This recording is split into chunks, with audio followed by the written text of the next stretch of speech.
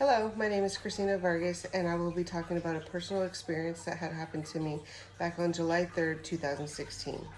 I had received a phone call that nobody ever wants to receive. It was in regards to my dad, one of the most important people in my life. He had cancer. Working in the medical field as a medical assistant, I always hear this type of results and this kind of news. But to know that it was my dad was so devastating, as the word cancer is so overwhelming. You feel helpless, you don't know what the next step is going to be, and it's just raw emotions, especially of the unknown. Prior to this phone call, 2 weeks prior, my dad had been complaining about itchy throat with feeling as if something stuck was in his throat. After hearing him complain for 2 weeks, I had said, "Dad, why don't you just go to the doctor?" He then went to the doctor. The doctor sent him to an ears, nose, and throat specialist to run a few additional tests. At that time, the results had came back. I had received a phone call that my dad had squamous cell carcinoma. At that time, I started to cry.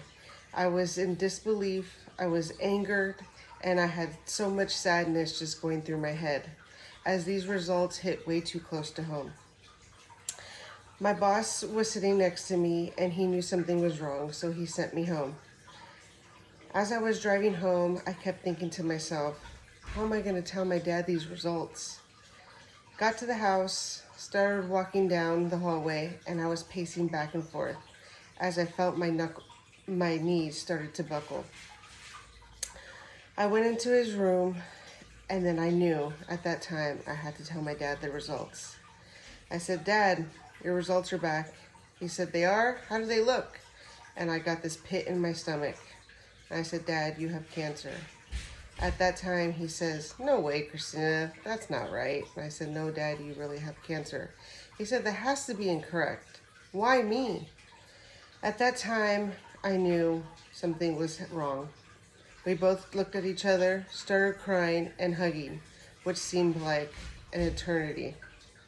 At that time, as my dad and me being responsible for him, or feeling that I need to be responsible for him, I knew something had to happen. Something switched in me, and I knew that I needed to step up to the plate with this traumatic journey. Next day, I started making phone calls. I got all of the appointments lined up, and I knew that I needed to work and act fast. As cancer, you never know what's going to happen, if it's going to spread, how this is going to work. He had done 45 radiations with 3 chemotherapies. I went with him to all of his appointments because I felt if he ever needed somebody and I needed to be there, at least I could be his advocate and help him throughout the process.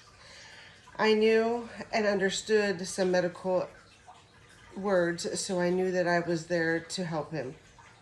After a long and exhausting 5 months of 45 days of radiation and 3 chemotherapies, my dad has been in remission for the last 5 years. He has more energy, he is healthy, and I realized at this time that anything is possible. Me and my dad had grown a stronger bond. He relies on me and I rely on him, and just knowing that I was able to stick by his side and help him throughout the whole process made me feel a certain type of way. Me being able to use my medical background and resources to get everything done and accomplished makes me feel that I have done everything in my willpower to help my father. Being a medical assistant or in the medical field, I definitely know that I am in the right profession. Thank you.